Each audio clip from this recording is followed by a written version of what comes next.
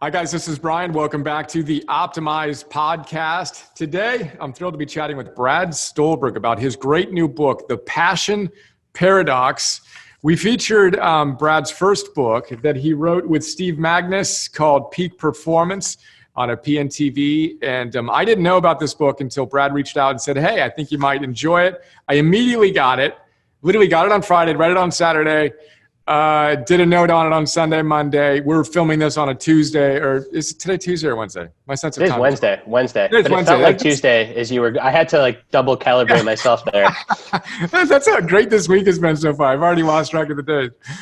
Here we are on Wednesday. Absolutely love the book, Brad. Again, loved Peak Performance, where you talked about how to avoid burnout by training our recovery. And then I love how you guys pulled the thread even further and said, look, if we want to live a life of passion, which is the source of meaning, but can also be the source of a lot of challenging emotional experiences, then we've got to master the paradox. So thanks for taking the time, and thanks for writing a couple of great books. Yeah, thank you, Brian. I really like what you do, so I'm glad to be chatting with you.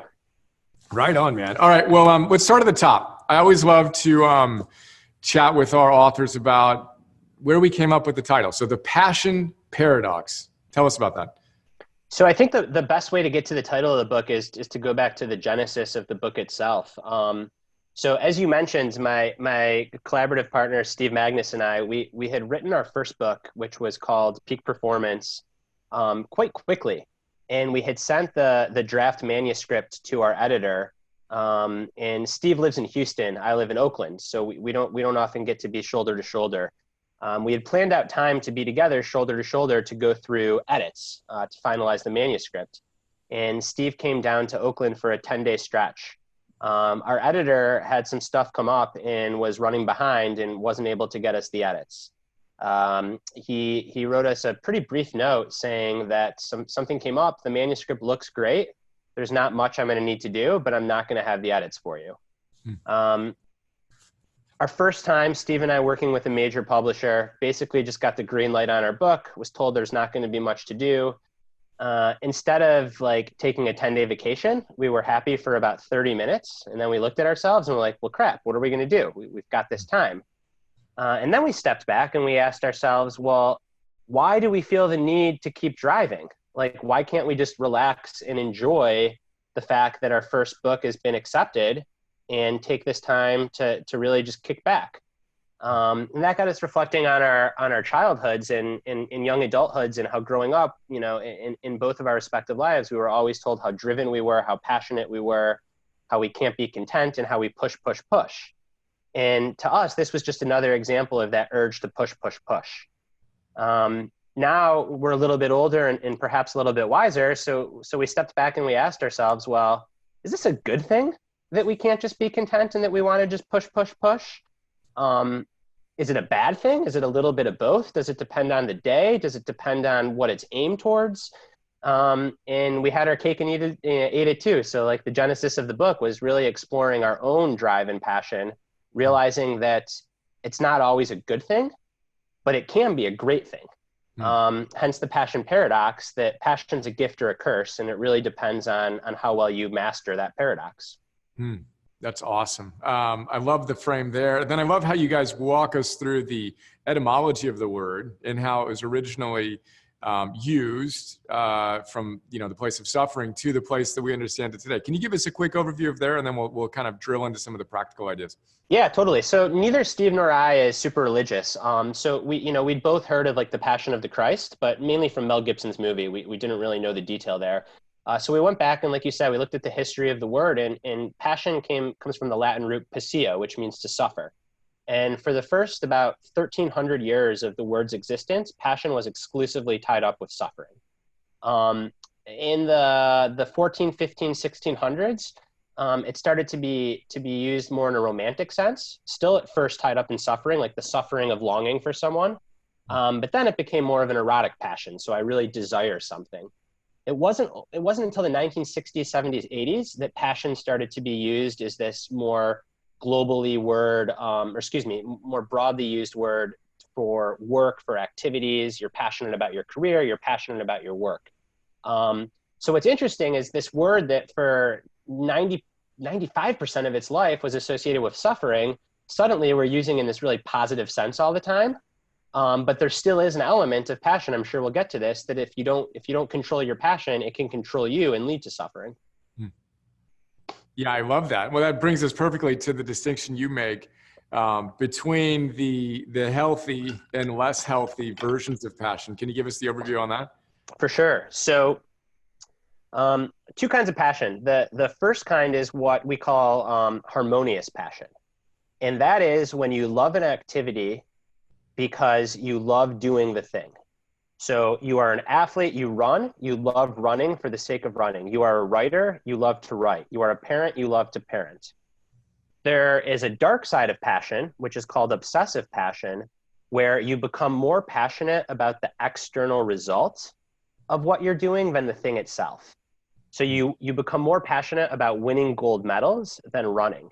You become more passionate about having your book be a bestseller than writing. This has been in the news lately. You become more passionate about your kid getting into a great school than about parenting. There's a strong association with harmonious passion, the good kind of passion, in peak performance, fulfillment, meaning in life. There's an equally strong association with obsessive passion, the bad kind of passion, in depression, anxiety, and cheating. Some really notable examples, as I mentioned, it's been in the news, is these parents that committed pretty massive fraud to get their kids into great colleges. That's such an example of obsessive passion. You're no longer passionate about being a good parent. You're passionate about having the external validation of your kid going to an Ivy League school. Lance Armstrong is another great example of this. Someone that started out with tons of harmonious passion, loved the sport of cycling, but over time became so passionate about winning and external validation that he ended up cheating. Yeah, again, so good. And I love the fact that there is a new research field on the psychology of passion. You guys walk us through that wonderfully. Again, obsessive passion vis-a-vis the harmonious passion. I also love the way you connect the, 78% of the people think that there's a fit kind of mindset. Yeah. And so they that's connect actually that to destiny. I love how you connected that to the love side of things as well. Totally. And so I like to say that there's three areas where what we think we know about passion, or what the countervailing the wisdom is not correct. So the first is that, like, passion's always a good thing. And as I just said, passion can be a great thing if it's harmonious, but passion can be a pretty negative force if it's obsessive. The second big misnomer on passion is that you find a passion, that you magically just stumble onto this career or this activity that feels perfect from the get-go. Something like 78% of people believe that you just should find your passion. You should settle into this career that just feels perfect. What the research shows is the total opposite. Very, very few people find a passion like that. You actually have to develop a passion over time. One of the foremost things that gets in the way of people being passionate is they have this expectation that they're going to find something that's perfect. So they get stuck in this seeking mode where they're just searching for this perfect thing, and perfect doesn't exist right away. You have to develop perfect. And as you were saying, this parallels the research on love. Almost to a T. Something like 80% of people believe that they have a soulmate, but the research shows that if you think you have a soulmate, you're less likely to end up in a happy relationship than if you don't. Because the same thing, like, you have this illusory bar of something being perfect from the get-go, so you keep on searching for this thing that doesn't exist instead of building. And the same thing is very much true with passion. And then the third misnomer, and maybe we'll get into it, I'll just state all three right now, is if you look over the kind of optimization, personal growth literature of the last 20 years, you'd be hard-pressed to find two more popular themes than find and follow your passion on the one hand and be balanced on the other hand. But if the definition of passion is the relentless pursuit of something, and the definition of balance is kind of all things in equal proportion, how do you reconcile balance with passion? And the answer is you don't. Yep. Yeah, and you have a chapter dedicated to that on balance is an illusion, which we'll briefly talk about. And then to go back to the what do we call it? The fit mindset. Yeah, the fit mindset is that mindset that I'm just going to find something that's a perfect fit. Yeah. Whereas the development mindset is I'm going to follow my interests and I'm going to let good enough be good enough. and try to build something out over time that then becomes great. Yeah, I love it. And one of the big reasons why we want to lean away from the fit mindset in either passion or the destiny equivalent in relationships is the moment it becomes hard or challenging or things don't go right, we use that as evidence that, well, this must not be the thing, or this must not be the one for me. And then we give up and hop from relationship to relationship, or from, quote, passion to passion. And I just love that distinction you made, because I've certainly experienced both in my relationships and in my... Absolutely. And it's such a breath of fresh air, especially for younger people and younger professionals. A lot of the feedback I've gotten from readers is that they just feel validated, that like they're tired of seeking this perfect thing, whether it's in love or in an activity. And just the ability to say, hey, like it doesn't have to be perfect all the time, and that's okay, allows people to have the patience to weather those tough times. Because I'm more interested in like what's perfect over 30 years. Yep. Not what's perfect in this very moment. Yeah, you talk a lot about feelings and how we get misguided by that immediate emotional rush of it feels right. Then we give up when it gets hard, and we don't actually experience the true eudaimonic joy that comes from flourishing by sticking with something. And it's funny because one of the frames we use in our work with our general community and with the coaches we're working with to certify in our optimized approach is to see those challenges as not only are they not signs that something's wrong, a little awkward there, but they're actually indicators, reverse indicators that something's right, that you're willing to lean into something pretty big, right? And then you're willing to give your life to it over an extended period of time. And it doesn't make you want to jump out and go to the next thing. It makes you want to, dig in even deeper and give yourself in a meaningful way. So I love the way you juxtapose the fit mindset with what we'll talk about in a moment, which is really the mastery mindset, right? Where process and action consistently becomes more important than the fleeting emotional highs we may experience. Totally. And I think it's important to mention, like, to have good intellectual integrity here, that there is a risk of sticking in things for too long that you should quit. I think the vast majority of people don't make that mistake. They make the mistake of quitting too soon. Yeah. And of course, and you make that point as well, that, quitting is again, longer discussion, intellectual credibility there of yes and to everything, right? Right. For the sake of brevity, then moving to the fit mindset, what do we juxtapose that with? If we want to create the harmonious passion, what do we need to be thinking about? Yeah. So it's two things. The first is what I would call, or not what I would call, what the researchers call a development mindset of passion. And that simply means that you lower the bar from love at first sight, this is the perfect fit, to this interests me, I'm curious about this, I'm going to pursue my interests. Just that initial act of lowering the bar allows you to stick in something because you're not holding it to being perfect all the time. Steve, my co-author, and I, we build on this to something that we call the mastery mindset. And the mastery mindset is a way to approach the things that one is passionate about in a way that is sustainable, keeps them towards harmonious passion, and keeps them away from burnout.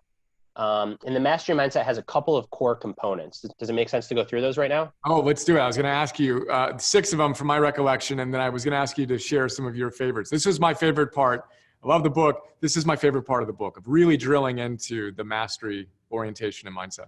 So please do. For sure. So the first, and I'll even combine some of these for brevity's sake. So the first is this notion of having your drive come from within and focusing on the process over results. So what that means is that you want to be motivated to do your craft or do your activity because you love the joy that you get from doing it, not just because you want that carrot or that medal or that promotion. Now, no one I've met is 100% process. Like, all humans care about results. It's totally normal to feel good after you succeed. It's totally normal to want to succeed externally.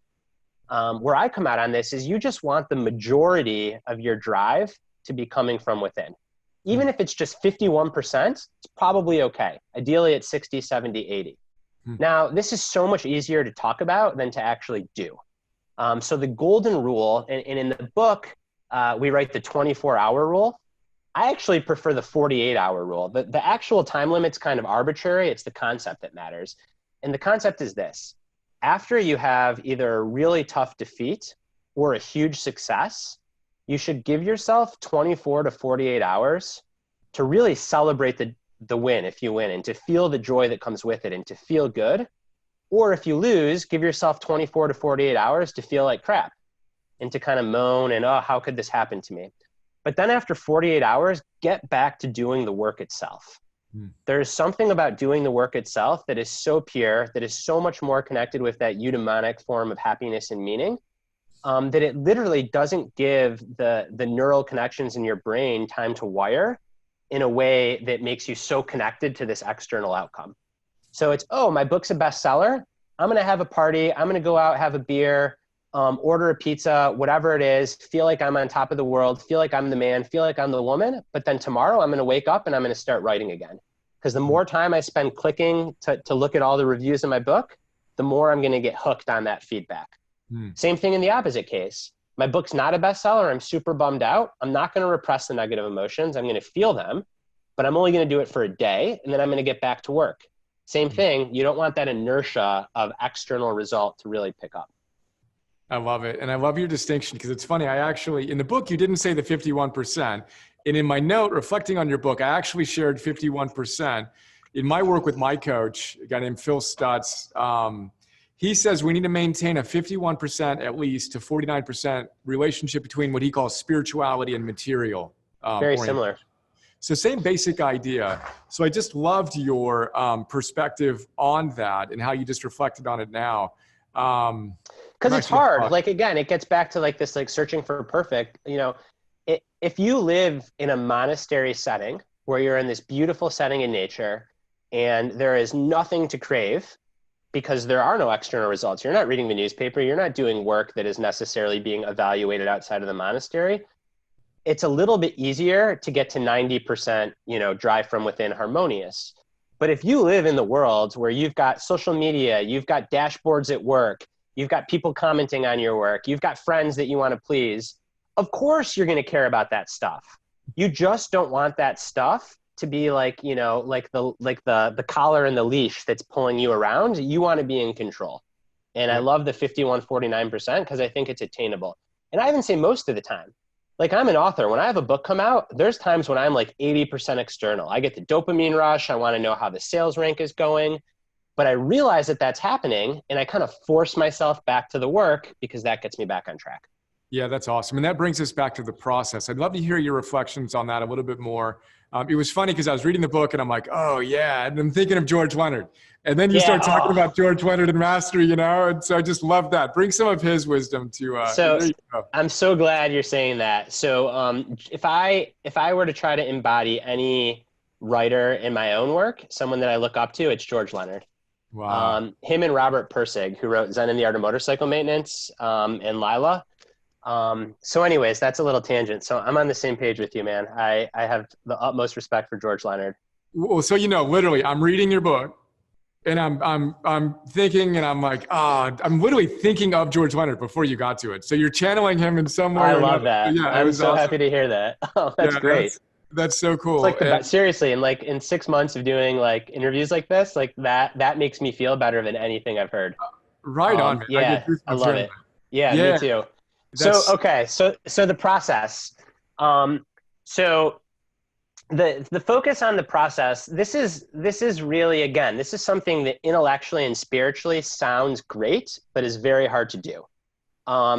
So I think it's worth making that distinction, and maybe we'll spend a minute talking about what it is and what sounds so great, and then actually how you do it. So this notion of focusing on the process over results, it means being present for what you're doing, controlling the things that you can control, giving them your all, and judging yourself based on the effort that you give to those things, which is very different than being super focused on achieving a goal, judging yourself whether or not you achieve that goal. Because there are so many things that can impact an external outcome that if you were to say, my favorite example is a marathon runner. You could do all this perfect training and you could be hell-bent. I'm breaking 3 hours for the marathon. And on the day of your race, there could be 30-mile-per-hour winds. There's no way you're going to run 3 hours because the conditions. If you were so focused on that outcome, you would try to crush yourself, get the goal, blow up in the race, and then maybe you'd go back and say, my training didn't work. That's not true. It was just windy. And that's a real extreme example, but this happens all the time. In the workplace, there's politics. In relationships, people have their own stuff that comes up. In creativity, like, you don't know when Steve and I released our first book, the president, Donald Trump, had just like struck down healthcare. Guess what? Like, not that many people were interested in reading our book that week because there was huge national news happening. So all that stuff's outside of our control. So if we had an outcomes mindset, we would have been on a crazy emotional roller coaster and would have probably given up this craft. But because we really tried to hold ourselves to practice what we preach and focus on the process, on the things we control, on doing the work itself, on deriving happiness and joy from doing the work itself, not only are we able to stick to it, but we're a lot more happy and emotionally stable. Now, it kind of gets back to what I was saying with that drive from within. So that sounds great. Everyone that I ever talk about this with can nod their head and say, that makes sense. But then you go out in this world where you've got notifications on your phone saying, oh, hey, look at me, comment, retweet, like, external validation. You've got all this various measurement across the board. So it's like, how do you maintain a process focus in a world that is so oriented towards outcomes? And that's a real big challenge. Yeah, and the first step is recognizing the challenge of it, seeing the intrinsic vis-a-vis extrinsic motivating factors. And then again, one of the things that we do a lot in our work is cultivating what we call emotional stamina via a consistent protocol. So we're really big on AM bookends, PM bookends, and energizing yourself so you can show up. And then we actually go even further and say the worse you feel, the more committed you are to the protocol. Yeah. So, and of course, the better you feel, to your point on the 24-hour, I don't even give this 24 hours. Yeah, celebrate it, but let's see where we are. at. And I love it. Something that we write about in the book is this notion that that mood follows action. So that's like where I love like what you're talking about. I think we're on the same exact page. Like these bookend protocols is, again, in a world that is so externally outcome driven, it's really hard to feel your way into this mindset or to think your way into it. Sometimes you just have to know the actions that are good for you and then take those actions. So a prime example, consistently, without even needing to think about it, you just do it. So a prime example, back to your like 51% spirituality, 49% material, is every morning for most people that are wired with normal human brains, it is a lot more exciting and the drive is there to check your social media or to check your email before maybe you spend 10 minutes meditating or 10 minutes in contemplative practice or 10 minutes being totally present for your child, 10 minutes walking your dog, whatever it is. You don't have to want to meditate or walk your dog or be present for your child. You just show up and you force yourself to do it over and over again. And then what happens is the mood follows action. And over time, that's what you actually want to do. I think the same thing is true for the process. As a writer, I use the example of social media because I have to be on social media, share my work. And if I were just to kind of go with what my short-term brain was telling me, I'd spend all day just refreshing my Twitter. But I know that's not good for me. So I take actions that are separate and then my mood follows those actions. Yeah, I love it. Everything about that. And we are on the exact same page in all of these regards. We talk about pre-input wins in the morning. So encouraging meditation, encouraging the deep work to go to Cal Newport. And I talk about him in the note because his So Good They Can't Ignore You, reflects some of the themes that you came to with the passion vis-a-vis craftsman mindset of just show up and be a master craftsman. But this idea of showing up and doing work that is meaningful on our craft before we have inputs. But then we also talk about the fact that your day started the night before. When you have the discipline to do what we call a digital sunset. The sun goes down, your electronics go off, and you're more inspired to get up and live with eudaimonic joy than you are to hedonically, please yourself via whatever continued input stream, et cetera. So anyway, I love it's like another great analogy is like junk food. So like if you surround yourself with junk food all the time, you're going to eat junk food and feel of shit. Sometimes what you need to do is like not buy the junk food. And if you surround yourself with wholesome foods, the first day or two, you might be craving junk food, but by the end of the first week, you're going to be like, I feel so good. Why would I ever want to have junk food in my house? Yeah. And it's the same thing with inputs. Yeah, exactly. Then we go to Seneca, who said, how much better to go on a course and have the discipline such that what is best for you is what you most enjoy, right? And that just takes time, but it's exactly what you guys talk about. I love it all. Talk to us about the importance of failure. It was another really big part of your mastery process. Yeah, so this notion of embracing acute failure for chronic gains. So again, if you take a George Leonard type focus on the process view, you are not concerned with your, I shouldn't say you're not concerned. You are not so concerned with your performance today, tomorrow, this week, this month, maybe even this year. You're concerned with your performance over your lifetime. And the definition of performance being growth, improvement, becoming stronger, becoming wiser, not selling books. Nowhere in the mastery mindset is there going to be some like super external goal. It's about mastering a craft. All right, so you fail. 2 ways to look at failure. The first way is, shit, I failed. Like, my self-worth is not good. I'm not good at this thing. It's a reflection on me. I'm going to quit. That's like one extreme. The other extreme is failure doesn't matter at all. Like, whatever, I'm just going to get back to work. Neither of those extremes are good. The way that you want to look at failure in the mastery mindset is this like ego diminishing, self-worth destroying event, but more so just as information. And the information being, like something went wrong. Let me evaluate this. Was it something in the external conditions that I couldn't have controlled? If so, no need to change my approach. Was it something with my approach? If so, then I should change my approach. Again, I think that the clearest example of this is from an athletics context. If you're a weightlifter and you miss a set of squats, well, you don't say, oh, I'm a terrible weightlifter, I should never weightlift again. You say, like I wasn't ready for that stress load yet. Let me go evaluate my training and see how to tweak it. We should be doing the same thing in our relationships, in our intellectual work, in our creative pursuits, really across the board. We shouldn't be looking at failure as these like yes, no, positive, negative events, but we should be looking at them more as milestones or markers along a longer path. I love it. And then ultimately as data.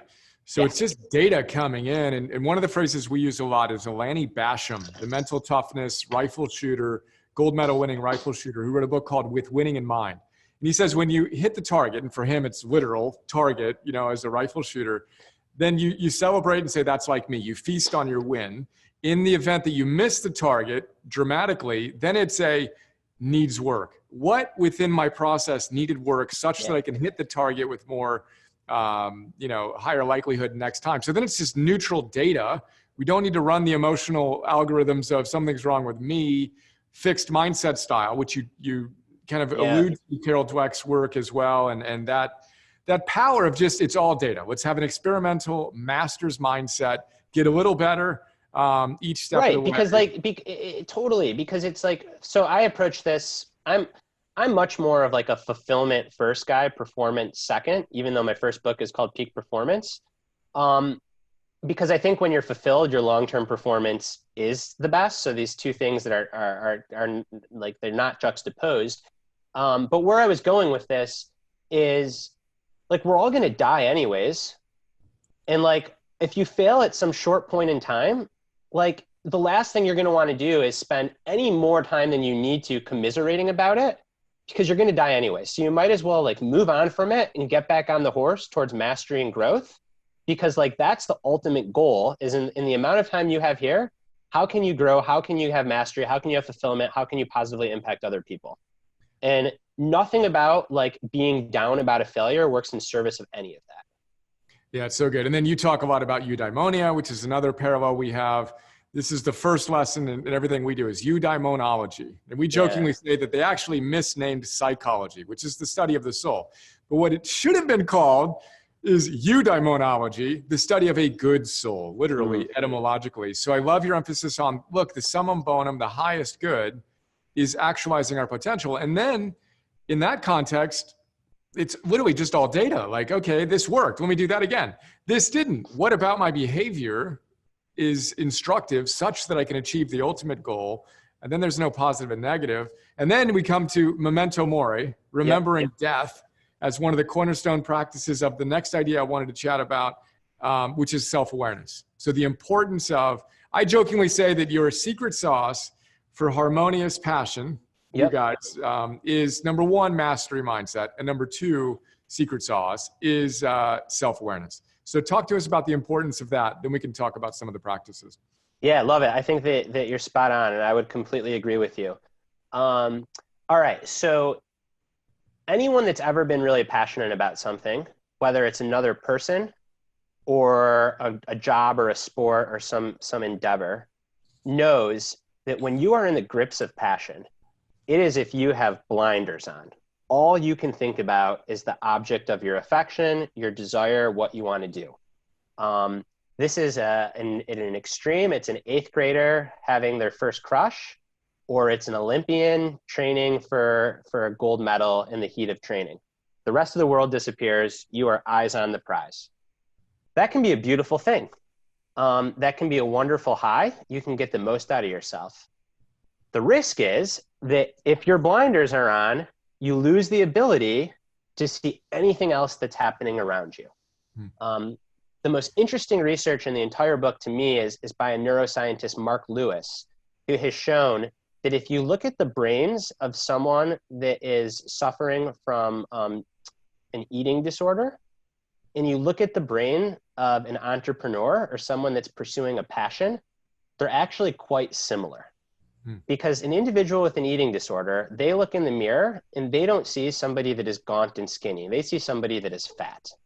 An entrepreneur or someone pursuing an Olympic medal, they don't look in the mirror and see that 99.9% of people fail. They look in the mirror and they see, oh, I'm going to succeed.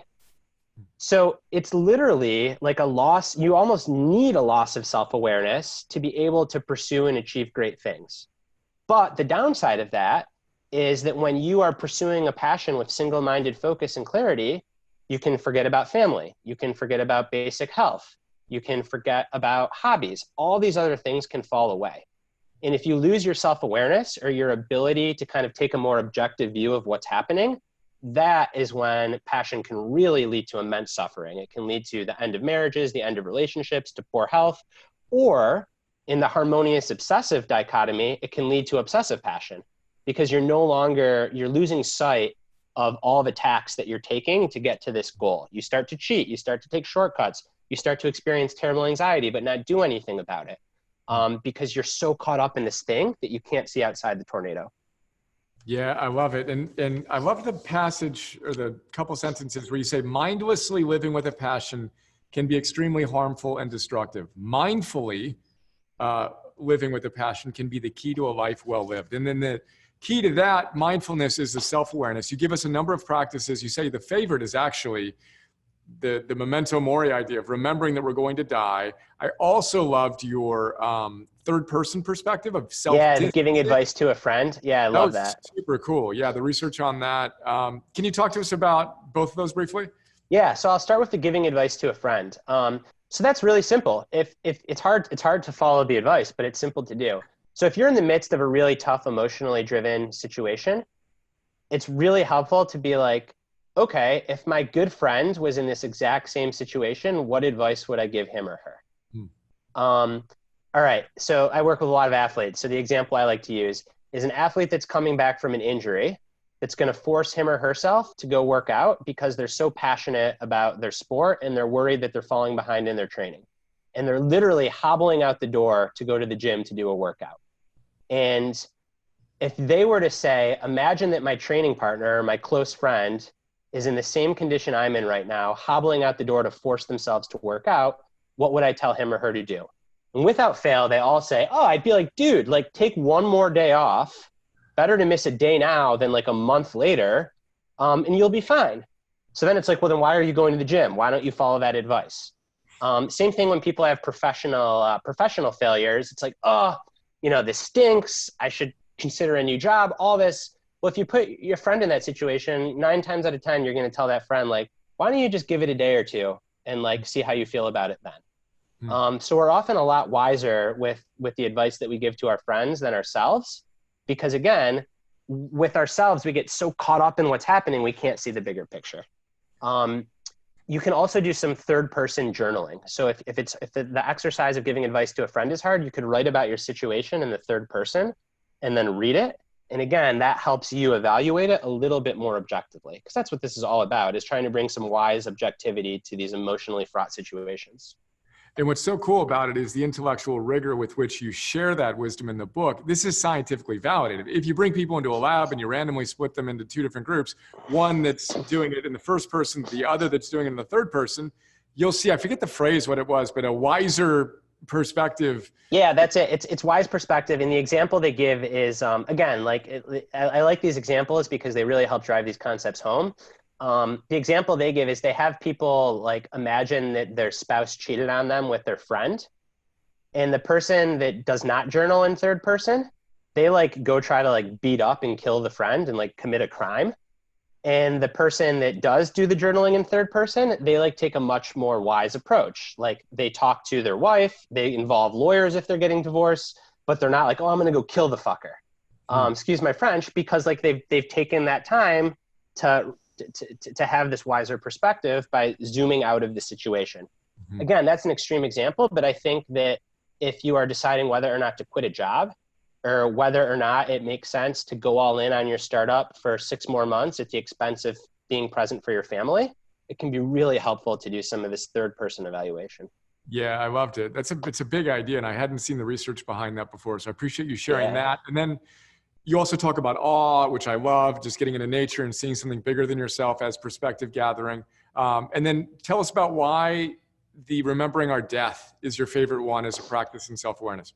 I just think it's I think it's the strongest. I think there's nothing that helps you figure out in the moment what's really meaningful and what you want to be spending your most precious limited resources on, which are your time, energy, and attention, than like viscerally remembering that you're going to die.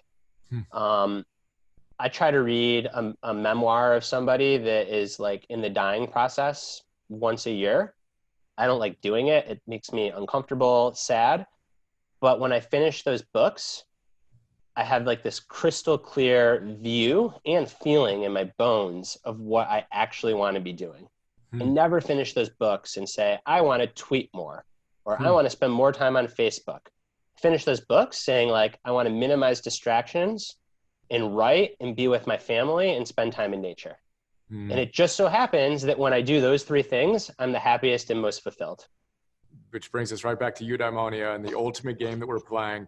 I just interviewed Ryan Holiday, and it's What a Small World. I'm interviewing him tonight at a live event here in the Bay Area. No way. Seriously, say hi to him for me. Yeah, he's a great dude. Yeah, so his memento mori coin is often on my desk, and he's sending me a ring, and obviously that's a huge part of his practice. And the whole stillness is key perspective, daily stoic, etc. So that is awesomely small world. So then kind of wrapping up the discussion on the book, again, thank you, The Passion Paradox. Where can they learn more about the book? And then I want to ask you some more personal questions.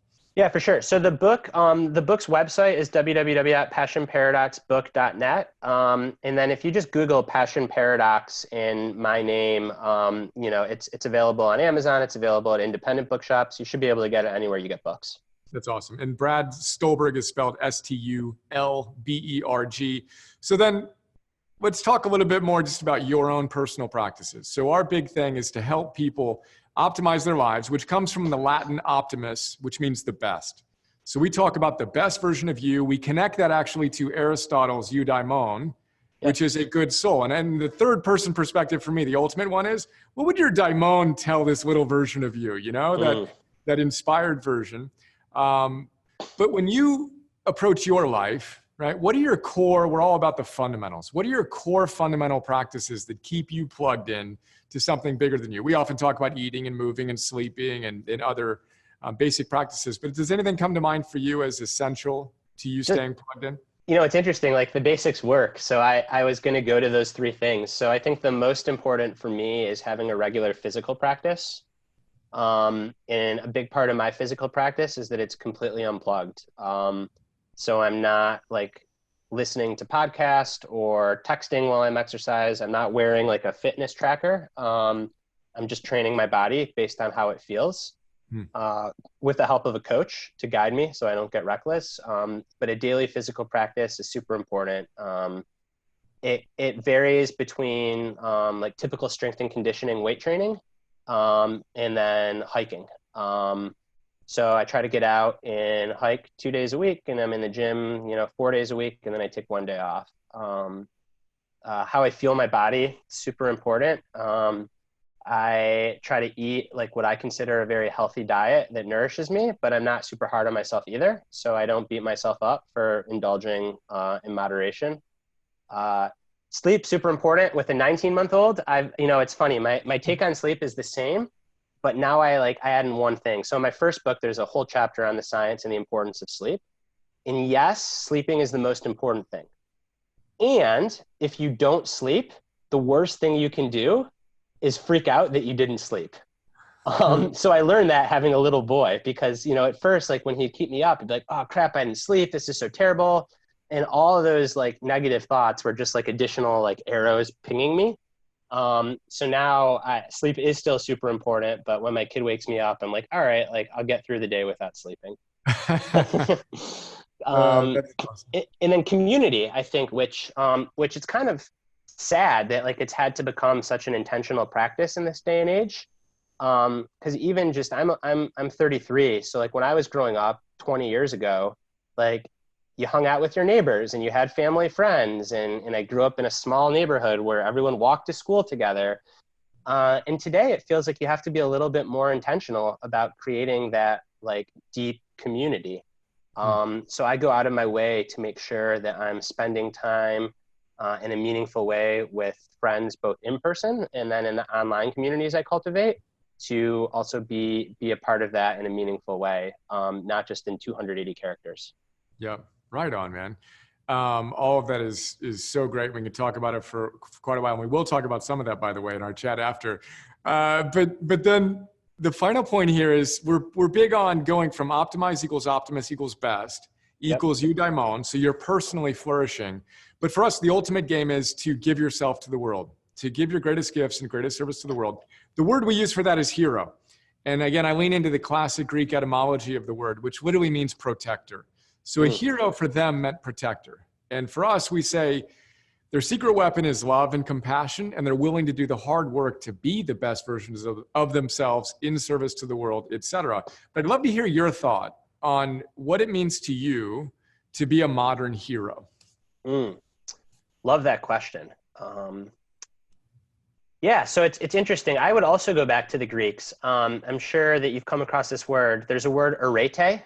Arete. Yeah, arete. But yeah. You got to get out, by the way. If I had to summarize our entire philosophy in one word, I say it's arete. But before so there you go. So this notion of arete, which is achieving excellence, but having excellence caught up with virtue. So excellence is not being the VP of a company or a best-selling author. Excellence is getting in touch with what's deepest and truest to you and expressing that outward to the world. We're all different. Everyone has a unique experience, but I think that when people take the time to peel back the layers, the common threads that tend to be deepest in all of us are love, compassion, awakening, wisdom. So I think it's really trying to express those values through you.